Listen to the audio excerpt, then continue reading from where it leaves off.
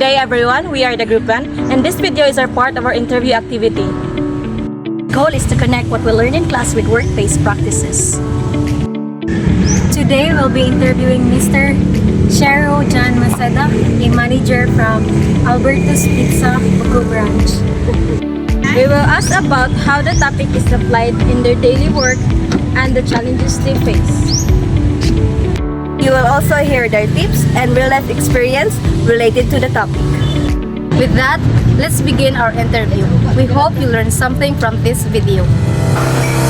Hi sir, good morning. I am Armel Chano and I will be your interviewer sa kaning kanang economics quality nga project. So, may I know your name sir, your kanang position o asa ka nga department nga belong? So, kuanday ako day si Shero John Maceda, store manager aning establishment sa Alberto's Pizza Buko. Trade name na mo ang among company name is Jarnard's Foods. So, ako ang manage diri sa kining business sa Jarnard's Foods Buko branch. Please sir, so kanang monitor kay parami when it comes to economics. So, may economics is about kanang fitting the workplace of the employees. So, dami mga kanang mga questions nga kanang imura jong kanang learning so sabi ko lang dito mga result sir. So, ang first question naman sir kay kung sa ka-importante ang workstation design sa inyong daily operations. Workstation design. Yes sir.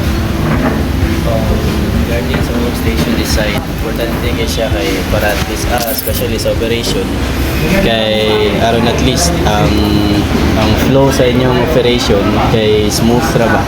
So pinaagyan ng sa kanang workstation design pupusa na siya sa mga importante kayo kay aron ang ang service ninyo mas paspas niya productive sad kay siya mas daghan mo kuan.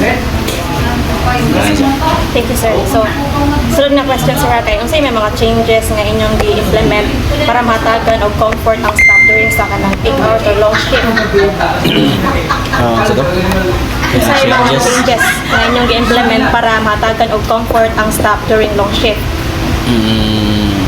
Changes. So far wala kay mi naka-encounter na nga kuan. But like ang amuhang na-encounter is kining mga overtimes.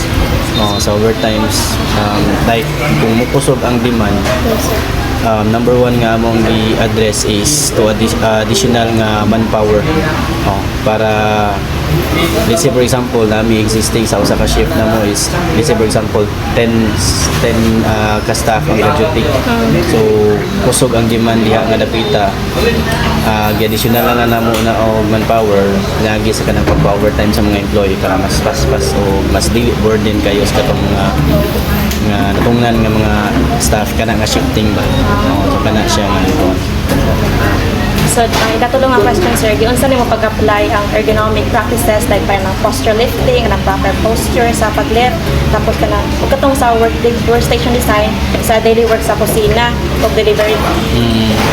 Like unsang katong posture Kanang proper posture sa pag-lift, kanang kamaitan na yung mga sacks sa flour.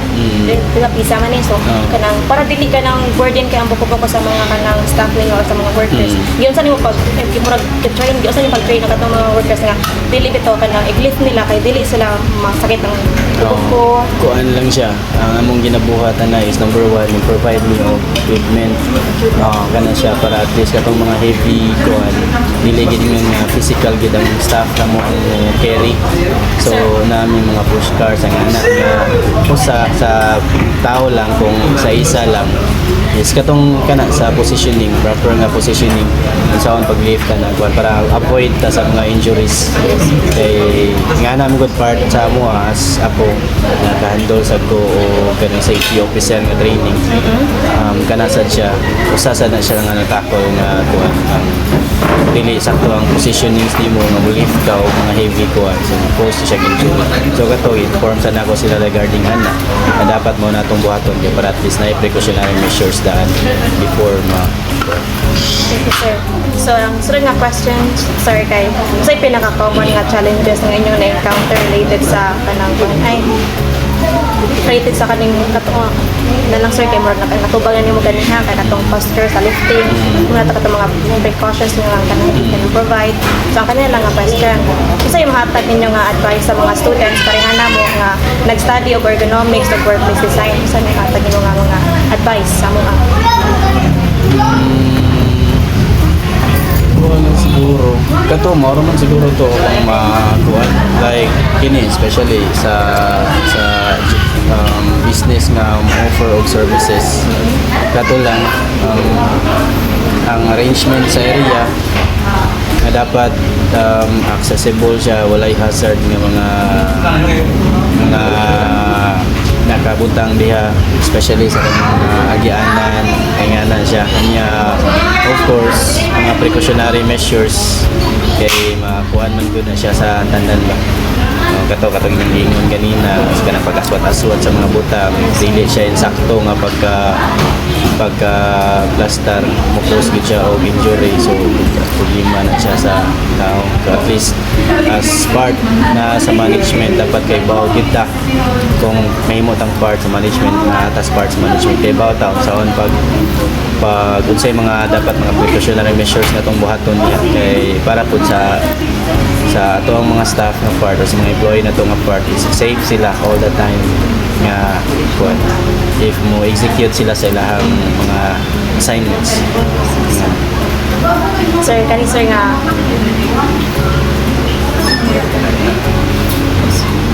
pwede niyo ma-share ang usa sa mga pinaka-effective nga workplace improvement na inyong gi-implement sa kanang Albertus Bitsa nga answer.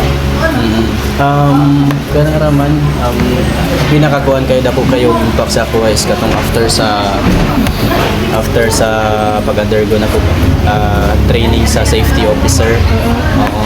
Kaya dito na ko naibawaan nga dapat tanan kuan gyud kanang clear gid siya ba na yung mga butang diha nga dili dapat siya para diha so dapat i-remove na siya ang lang dito dili siya ibutang sa mga area na kuan na of course ang pag-organize gyud sa area na dapat plaster gyud na ang inyong area organize gyud na inyong area kay kato aron kanang provide po og mga equipments nga mga necessary equipments like kato kanang lifting sa mga heavy objects nga dapat nga dili gid ingon nga dili gid necessary nga manpower or ang inyong tao gid may maswat na kay kuan kanang mga equipments nga kinahanglan i-provide ninyo like push cars or anything para mo kuan ba mo do the kuan alternatives siya ba kaya na siya.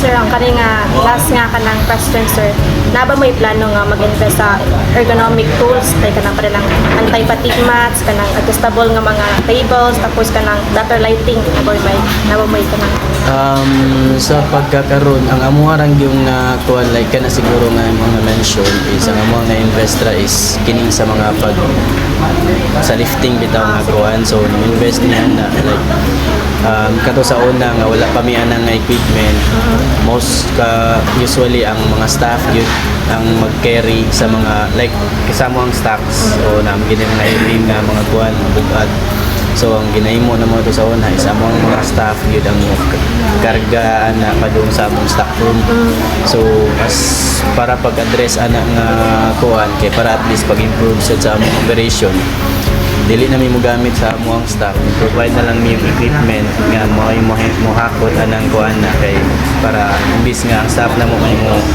hatag og time para paghakot sa stocks padung sa stock room kato na lang equipment so less ang staff nga magamit na mo instead ang katong staff nga nagamit na mo diha mohimo na siya sa operation dito na siya makakuan sa operation so nami kanang push guards mga kuan kato na siya kuan.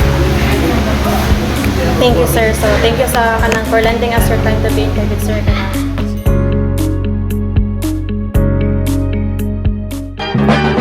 One is the loneliest number that you'll